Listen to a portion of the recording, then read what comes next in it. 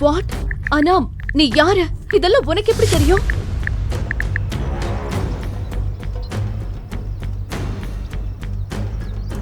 ஆமா, நேத்து ராத்திரி உன் கூட இருந்தது நான் தான். உன் வாழ்க்கையே இப்ப முழுசா மாறப்போகுது.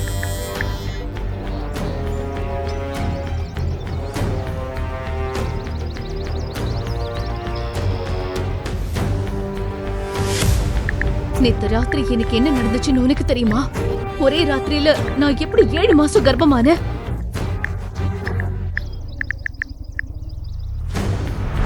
மேக்கப் போட்டு தன்னை ஏமாற்றிய அக்ஷயாவை பார்க்கவே பிடிக்கவில்லை என்று பிரகாஷ் தன்னுடைய அம்மாவிடம் கூறுகிறார். இதை கேட்ட வசுந்தரா, ஆமா பிரகாஷ், இந்த விஷயத்துல அம்மா பொண்ணு 2 பேரும் ஒரே மாதிரி தான் இருந்திருக்காங்க. அந்த மேனகாவுக்கு எவ்வளவு தைரியம் இருந்தா என்கிட்ட வந்து நான் அக்ஷயாவை சரியா கவனிச்சுக்கலன்னு ஜாட பேச்சு பேசுவா. அப்படி ஒண்ணு கஷ்டப்பட்டு அவ இந்த வீட்டுல தான் பொண்ணை கல்யாணம் பண்ணி கொடுக்கணும்னு அவசியம் இல்ல. பேசாம கல்யாணத்தை நிறுத்திட்டு பொண்ணை கூட்டிட்டு போக வேண்டியதானே? அப்புறம் எதுக்கு இந்த அடங்கா பிராரிய ஏன் தள்ளிலே கட்டிட்டு போறாளா என்று அவள் முகத்தை நொடித்துக் கொண்டு மேனகாவையும் அக்ஷயாவையும் வசைபாட ஆரம்பித்தாள். இதை பார்த்த பிரகாஷ் மிகவும் உற்சாகத்துடன், அம்மா, அப்படின்னா நம்ம ஏதாவது பிளான் பண்ணி அக்ஷயாவை வீட்டை விட்டு துரத்திட்டு நித்யாவை திரும்பவும் இந்த வீட்டுக்கு கூட்டிட்டு வந்துடலாமா என்று கேட்டான். அக்ஷயா கூட கம்பேர் பண்ணும்போது அந்த நித்யா எவ்வளவோ பரவாயில்லதான். வீட்டு வேலை எல்லாத்தையும் சலிக்காம செய்வா. நான் எவ்வளவு திட்டினாலும் என்னை எதிர்த்து ஒரு வார்த்தை கூட பேச மாட்டா. ஆனா அதுக்காக ஒரு குழந்தை பெத்து கொடுக்க முடியாத மலடிய எப்படி இந்த வீட்டுல வச்சுக்க முடியும் என்று வசுந்தரா கேட்கவும், அம்மா, நித்யா ஒன்னும் மலடி இல்ல, அவ உடம்புல எந்த பிரச்சனையும் கிடையாது என்று பிரகாஷ் கூறினான். சும்மா வளராத பிரகாஷ், அந்த டாக்டர் நித்யாவோட கர்ப்பப்பையில பிரச்சனை இருக்கு, அவளுக்கு குழந்தைய பிறக்காதுன்னு சொன்னத நான் என் காதால கேட்டேன் என்று வசுந்தரா கூறவும், இல்லம்மா, நான் உண்மையதான் சொல்றேன். அந்த டாக்டர் மேனகாவோட கிளாஸ்மேட். மேனகாவும் அக்ஷயாவும் சேர்ந்துக்கிட்டு அந்த டாக்டருக்கு பணம் கொடுத்து ரிப்போர்ட்ட மாத்தி எழுத சொல்லிருக்காங்க. இத தெரிஞ்சுக்காம நம்ம நித்யாவை வீட்டை விட்டு துரத்தி விட்டுட்டோம். அதுக்கப்புறம் அக்ஷயா இந்த மாதிரி வீட்டுக்குள்ள ஈஸியா வந்துடலான்னு பக்காவா பிளான் பண்ணி தான் இந்த மாதிரி எல்லாம் பண்ணிருக்காங்க என்று பிரகாஷ் கூறினான். அவன் கூறியதை கேட்டவுடன் வசுந்தரா திகைத்து போனாள்.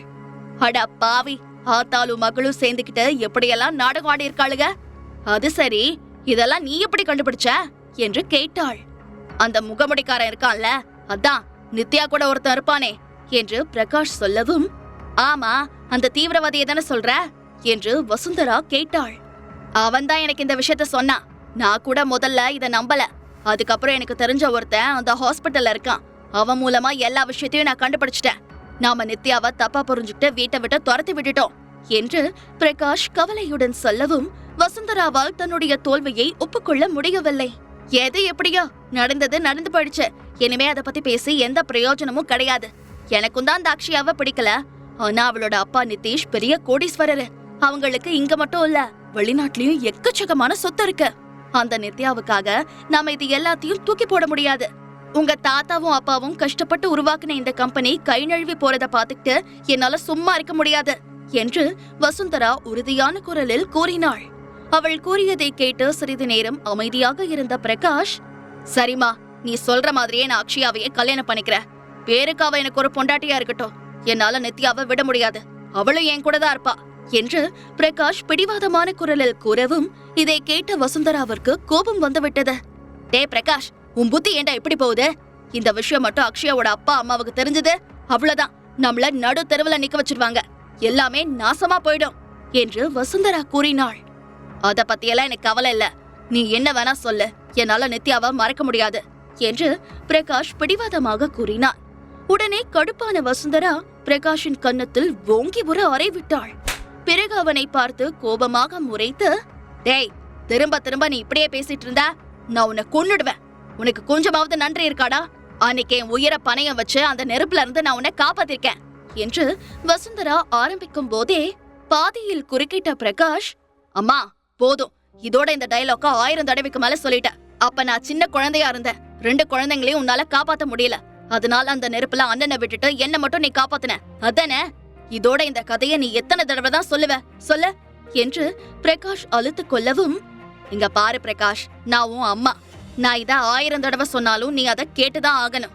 அந்த கேடு கெட்ட நித்யாவுக்காக நீ இப்படி என்னையே எதிர்த்து பேசுவன்னு தெரிஞ்சிருந்தா உனக்கு பதிலா உன் அண்ணனை நான் காப்பாத்திருப்பேன் என்று வசுந்தரா ஆவேசமாக கூறினாள். ஏன் காப்பாத்த வேண்டியதானே? நானா வேணான்னு சொன்னேன்? இங்க பாரு, இப்ப வருத்தப்பட்டு எந்த பிரயோஜனமும் இல்ல. அவன் அன்னைக்கே அந்த நெருப்புல கருகி செத்து போயிருப்பான். செத்து போன பிள்ளை மேல இப்பதான் பாசம் பொத்திக்கிட்டு வருது போல இருக்க என்று ஏளனமாக கூறிய பிரகாஷ் அந்த அறையில் இருந்து வெளியேறினார். அதே நேரம் நித்யாவின் வீட்டில் அடுத்தடுத்து நடக்கவிருக்கும் கார் ஷோக்களில் பயன்படுத்துவதற்காக மேக்கப் சம்பந்தப்பட்ட வீடியோக்களை சோஷியல் மீடியாவில் நித்யா பார்த்து கொண்டிருந்தாள். அவளுக்கு அருகில் அமர்ந்து போனில் வீடியோ கேம் விளையாடிக் கொண்டிருந்த ஜெனி திடீர் என்று, ஒருவேளை மாஸ்க்மேன் டபுள் ஆக்டா இருப்பாரோ என்று கேட்டாள். தன்னுடைய காதிலிருந்து இயர்போனை எடுத்த நித்யா, என்னடி சொல்ற என்று கேட்கவும், ஆமாண்டி, எனக்கு என்னமோ அப்படிதான் தோணுது. சினிமால வர ஹீரோ கன்னை வச்சு தன்னோட எதிரிகளை டக் டக்குன்னு ஷூட் பண்ற மாதிரி ஒரே ஷாட்ல உங்க ஃபேமிலியவே துண்டை காணும் துணியை காணும்னு ஓட வச்சிருக்காரு. இப்ப எல்லாரும் அவரை பார்த்து மிரண்டு போயிருக்காங்க.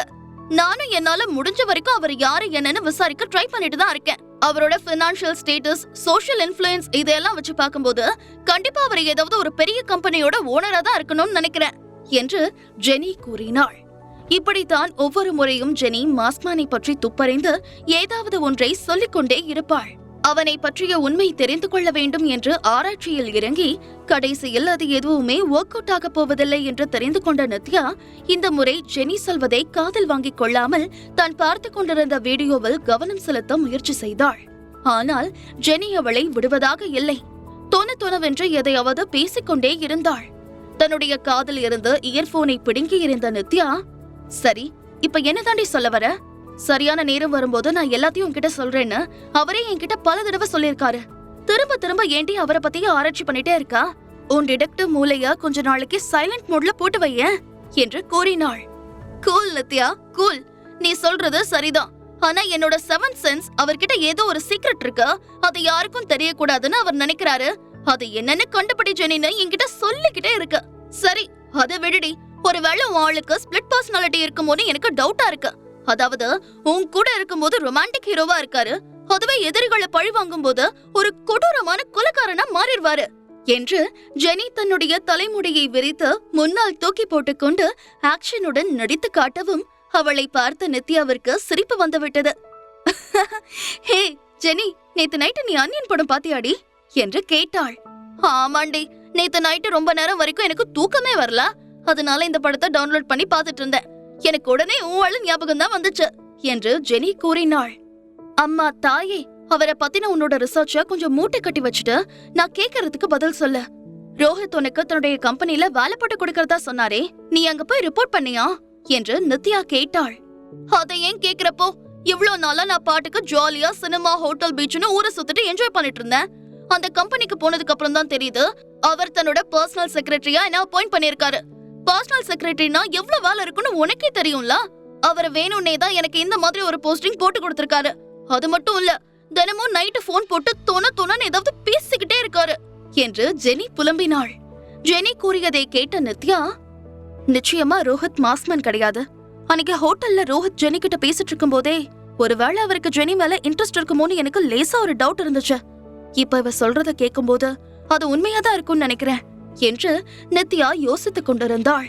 நித்யாவின் முகத்தை பார்த்த ஜெனி, நீ ஒன்னும் ஃபீல் பண்ணாத நித்யா. கொஞ்ச நாள் போனதுக்கு அப்புறம் எனக்கு இது பழகிடும். நான் இப்ப வேலைக்கு போறதே உனக்காக தான். அந்த ரோஹித் மாஸ்க்மேனா இல்லையான்னு தெரிஞ்சுக்கிறதுக்காக தான் நான் இந்த வேலைக்கே ஒத்துக்கிட்டேன். நான் இப்ப அவரோட செக்ரட்டரி. அவர் எங்க போறாரு, யார மீட் பண்றாரு, யார் கூட பேசுறாரு, எல்லா விஷயமும் நான் ரொம்ப க்ளோஸா வாட்ச் பண்ண போறேன். ஒருவேளை அவர் மாஸ்க்மேன் இல்லைன்னா நிச்சயமா அவருக்கும் மாஸ்க்மேனுக்கும் ஏதாவது தொடர்பு இருக்கும். அவர் மாஸ்க்மேனை மீட் பண்ணினா நான் உடனே உனக்கு இன்ஃபார்ம் பண்றேன் என்று கூறினாள். உடனே நித்யா ஜெனியின் கைகளை பிடித்து அன்புடன் வருடி கொடுத்தவள், you are my best friend. நீ ரொம்ப நல்லவடி. உன்னை கல்யாணம் பண்ணிக்க போறவரு உண்மையிலேயே ரொம்ப கொடுத்து வச்சவரு என்று புன்னகையுடன் கூறினாள். என்னடி புசுக்குன்னு இப்படி ஒரு வார்த்தையை சொல்லிட்ட? நான் இது வரைக்கும் கிச்சன் பக்கம் போனதே கிடையாது. சமையல்லாம் என்னன்னு தெரியாது. உன்ன மாதிரி வீட்டை கிளீனா வச்சுக்கவும் தெரியாது.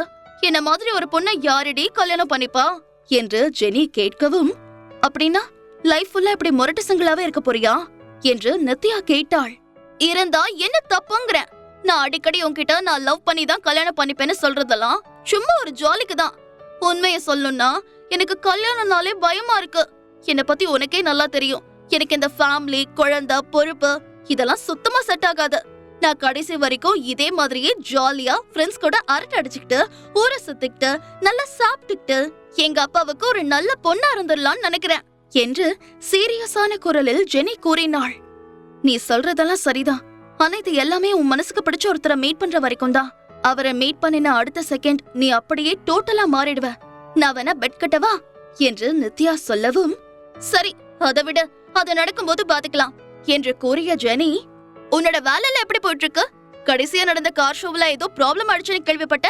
உன்னை பத்தி எனக்கும் தெரியும் நித்யா. எந்த பிரச்சனையா இருந்தாலும் நீ அதை சரி பண்ணிடுவ.